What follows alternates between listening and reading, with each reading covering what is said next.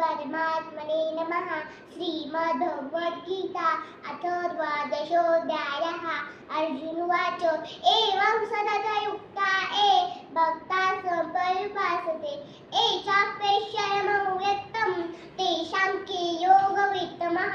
श्रीभगवानुवाच मय्यावेशमनो ये मां नित्ययुक्ता उपासते सर्वत्र गमचिन्त्यं च कूटस्थमचलं ध्रुवं सन्नियमेन्द्रियं रावं सर्वत्र समबुद्धयः ते प्राप्नुवन्ति मामेव सर्वभूतहिते रताः।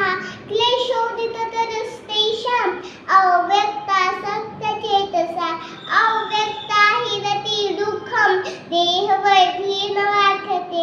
एतु सर्वाणि कर्माणि मयि सन्न्यस्तमत्पराः अनन्येन योगेन मां उपासते तेषामहं समुद्यता मृत्युसंसारसागरः।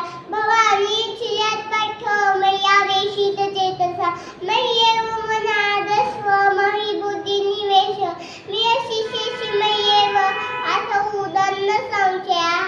अथ चित्तं समाधातुं न शक्नोषि मे स्थिरम् अभ्यासयोगेन ततो नामिच्छा पुनर्नञ्जय अभ्यासस्य समरो मथतमपि कर्मा